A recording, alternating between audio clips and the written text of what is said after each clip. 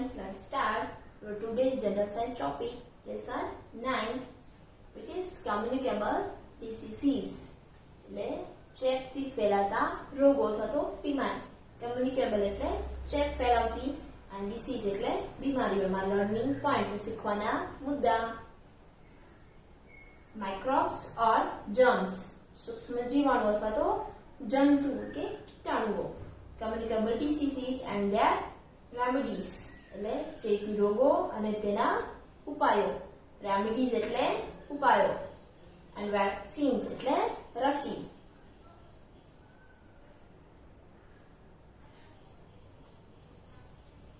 When the body becomes weak એટલે જ્યારે શરીર નબળું પડી જાય છે, it gets easily infected by germs and catches an infectious disease. તો તે સહેલાઈથી અથવા તો સરળતાથી જે કીટાણુ અથવા તો કોઈ ચેપી રોગ છે એનાથી અસરગ્રસ્ત થઈ જાય છે. easily એટલે સહેલાઈથી and infected એટલે અસરકારક. catches એટલે પકડવું and infectious એટલે ચેપી. microbes or germs એ સૂક્ષ્મ જીવાણુ અથવા તો કીટાણુઓ. તો tiny living organisms called microbes or germs are the causes of many diseases.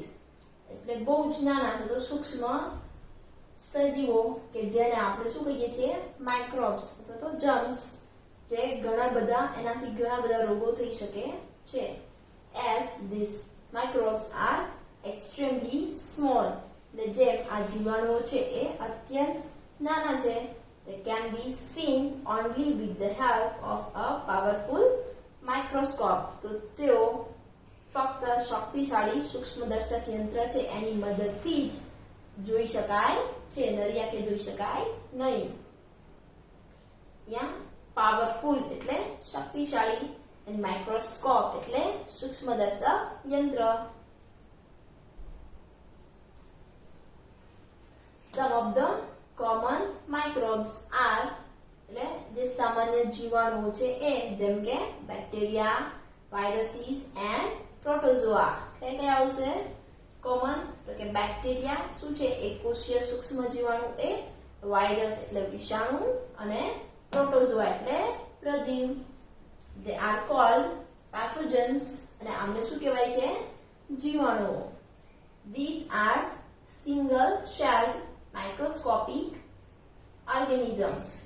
તો તેઓ એક કોષીય સૂક્ષ્મ સજીવો છે.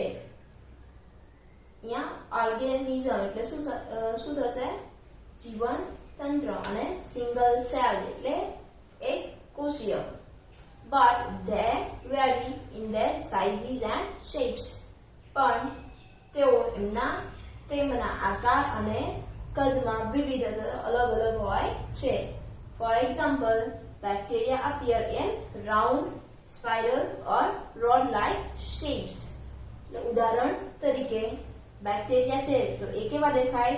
તો કે ગોળ એટલે કે સર્પાકાર, ગોળ અથવા તો સળિયા જેવા આકારના દેખાય છે. રાઉન્ડ એટલે ગોળ, પછી સ્પાઇરલ એટલે સર્પાકાર, અને રોડ એટલે સળિયા જેવા.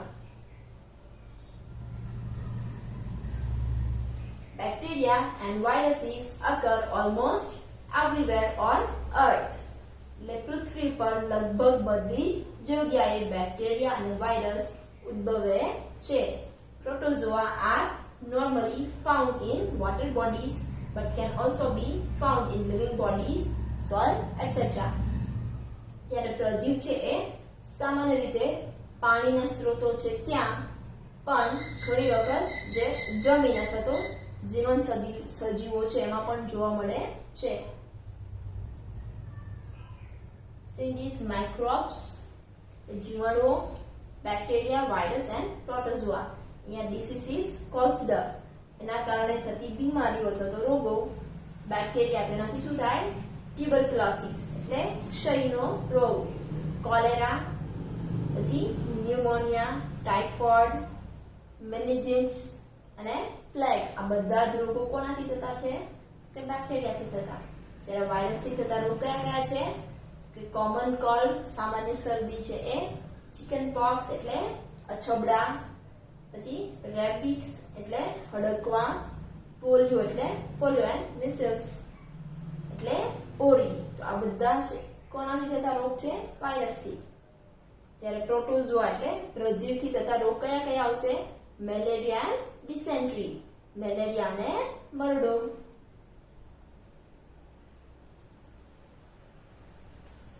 કમ્યુનિકેબલ ડિસીઝીસ એટલે ચેપ ફેલાવતા રોગો. તો diseases which spread by pathogens from an infected person to another person are called communicable diseases. એટલે રોગો કે જે જીવાણુઓ દ્વારા અસરગ્રસ્ત અથવા તો ચેપી વ્યક્તિ છે એનાથી બીજા વ્યક્તિમાં ચેપ ફેલાવે એને શું કહેવાય? કમ્યુનિકેબલ ડિસીઝ એટલે ચેપી રોગ. Communicable diseases can be either contagious or non contagious. એટલે ચેપ ફેલાવતા રોગો છે એ ચેપી અથવા તો બિન ચેપી રોગો હોઈ શકે. contagious diseases spread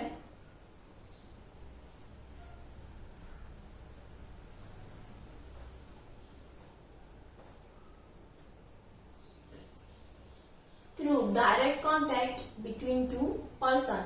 જે ચેપી રોગો છે એ સીધા જ વ્યક્તિના સંપર્કમાં, કોઈ બે વ્યક્તિ સીધા એકબીજાના સંપર્કમાં આવે તો એનાથી ફેલાય છે. યા ડાયરેક્ટ એટલે સીધી રીતે, એન્ડ કોન્ટેક્ટ એટલે સંપર્ક.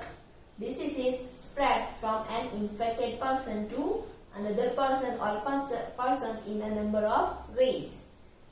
એટલે રોગો એક ચેપી વ્યક્તિ છે એમાંથી બીજા વ્યક્તિ અથવા તો ઘણા બધા વ્યક્તિઓમાં ઘણી બધી રીતે ફેલાઈ શકે છે. થ્રુ એર, એમાં પહેલો પોઈન્ટ શું છે કે હવા દ્વારા ફેલાઈ શકે. When an infected person coughs, sneezes, spits, the germs from his mouth are thrown out into the surrounding air. એટલે જ્યારે જે ચેપી વ્યક્તિ છે એ ઉધરસ ખાય, છીંક ખાય, થૂકે તો એના મોઢામાંથી જે કીટાણુઓ, જંતુઓ છે એ ક્યાં ફેંકાશે? તો કે એની આસપાસની જે હવા છે એમાં ફેંકાય છે. A healthy person who breathes in this air along with these germs gets infected. તો તંદુરસ્ત વ્યક્તિ કે જે આ હવા શ્વાસમાં લે છે તો એ હવામાં જે કીટાણુઓ છે એ પણ એને મળે છે અને એને ઇન્ફેક્શન થાય છે. Small children get infected very easily. ત્યારે નાના બાળકો છે એ સહેલાઈથી ને ચેપ લાગે છે. While playing, if they come in contact with an infected person's feet or are exposed to his cough, they catch the infection easily. જ્યારે તેઓ રમતા હોય ત્યારે તેઓ કોઈ વ્યક્તિ જો એ થૂક્યું હોય અથવા તો જે કફ કાઢ્યો છે એના સંપર્કમાં કે એનાથી ઇન્ફેક્ટેડ થાય તો એને સહેલાઈથી ચેપ લાગી શકે છે.